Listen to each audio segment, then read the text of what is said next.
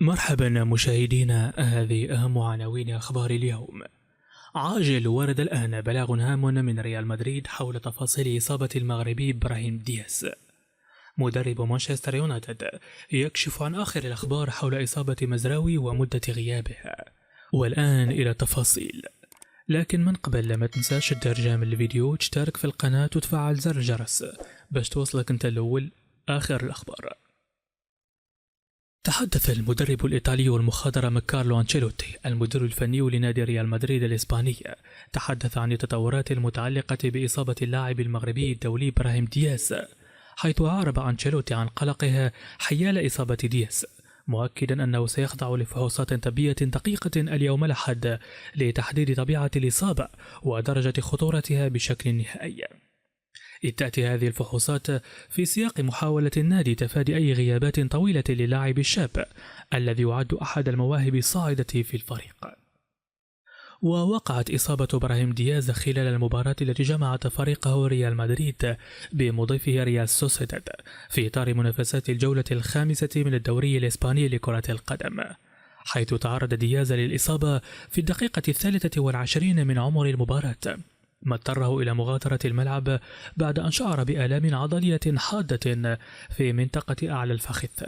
وبدت هذه الإصابة مقلقة بالنسبة للجهاز الفني والطبي، ما دفعهم إلى اتخاذ قرار بإخضاع اللاعب للفحوصات الطبية. وخلال المؤتمر الصحفي الذي عقده أنشيلوتي، تحدث المدرب عن المشاكل التي واجهت فريقه خلال اللقاء، مشيرا إلى أن غياب بعض لاعبي خط الوسط جعل من الصعب إيجاد التوازن المطلوب على أرضية الملعب.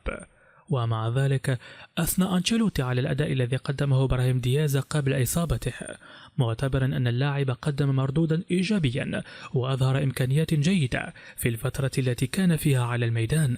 وقال أنشيلوتي: افتقدنا لاعبي خط الوسط وكان من الصعب إيجاد التوازن في الفريق.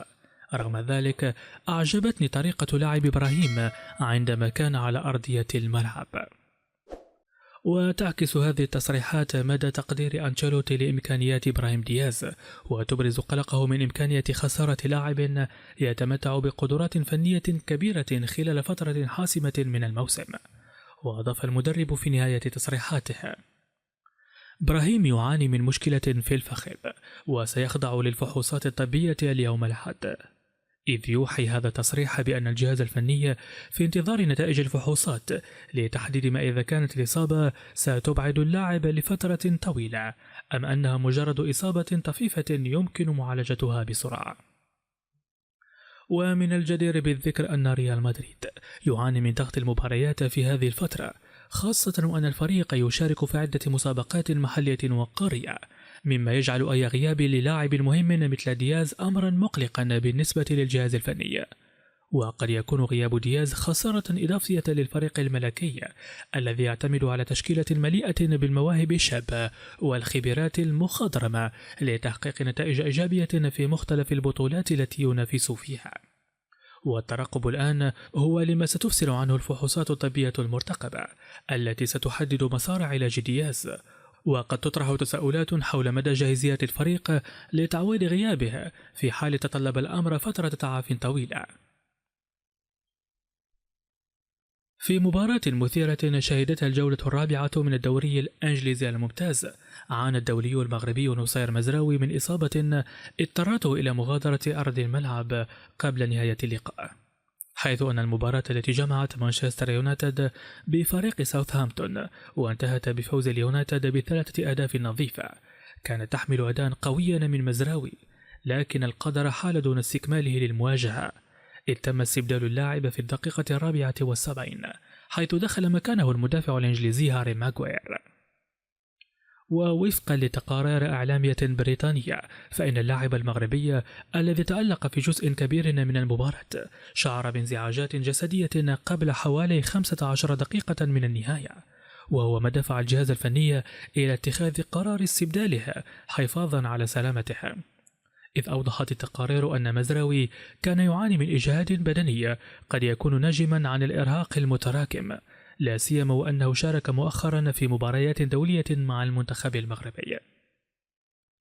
وتطرق إريك تين هاغ المدير الفني لفريق مانشستر يونايتد تطرق إلى هذه النقطة بعد انتهاء المباراة، حيث تحدث عن العوامل التي قد تكون أثرت على أداء اللاعبين بما في ذلك مزراوي. وأشار المدرب الهولندي إلى أن الفريق كان يواجه ظروفا استثنائية بعد عودة اللاعبين من فترة التوقف الدولي، إذ لم يكن لديهم وقت كاف لاستعادة لياقتهم البدنية الكاملة قبل بدء المنافسات المحلية.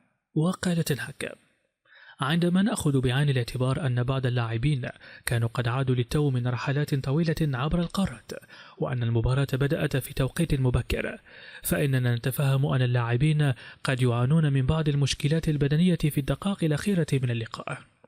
إذ تشير هذه الكلمات إلى أن الاستبدالات التي شهدتها المباراة بما في ذلك خروج مزراوي قد تكون جزءا من استراتيجية الحفاظ على لياقة اللاعبين ومنع تعرضهم لإصابات خطيرة في هذا التوقيت المبكر من الموسم. وحول التساؤلات المتعلقة بحالة اللاعب المغربي، أكد تين هاغ أن الجهاز الطبي سيقوم بإجراء تقييم شامل لحالة اللاعبين المصابين في الساعات المقبلة. وقال: نأمل ألا تكون الانزعاجات التي شعر بها اللاعبون بما في ذلك مزراوي دليلا على إصابات خطيرة، ونحن بانتظار التقرير الطبي المفصل الذي سيصدر قريبا. ويعكس هذا التصريح حرص المدرب على الاطمئنان على سلامة لاعبيه، حيث يبدو أن الفريق سيتخذ كافة الإجراءات اللازمة للتأكد من جاهزية مزراوي قبل المباريات القادمة. ويعد نصير مزراوي أحد العناصر الأساسية في تشكيلة مانشستر يونايتد، ويتوقع أن يلعب دورا هاما في المباريات القادمة إذا كان جاهزا بالطبع. لكن في ظل المنافسات القوية التي يشهدها الدوري الإنجليزي وتنوع الجبهات التي ينافس فيها الفريق، من المهم جدا أن يتم التعامل بحذر مع مثل هذه الانزعاجات البدنية. فالجهاز الفني للفريق الإنجليزي يدرك جيدا أهمية المحافظة على سلامة لاعبيها، خاصة في ظل كثافة المباريات التي يواجهها الفريق سواء في الدوري المحلي أو في البطولات الأوروبية. ومن جهة أخرى تشير بعض التحليلات إلى أن مباراة ساوثهامبتون لم تكن الأولى التي يشهد فيها اليونايتد مشكلات على صعيد اللياقة البدنية، إذ يعاني الفريق منذ بدايات الموسم من ضغوطات جدولة المباريات وتراجع بعض اللاعبين بدنيا بعد التوقف الدولي.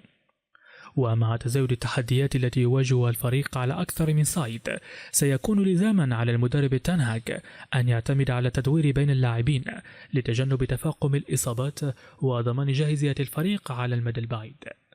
وفي المجمل يظل السؤال حول جاهزية مزراوي وبقية اللاعبين هو الأهم، وسيكون التقرير الطبي المرتقب حاسما في تحديد مدى تأثر الفريق في الفترة المقبلة.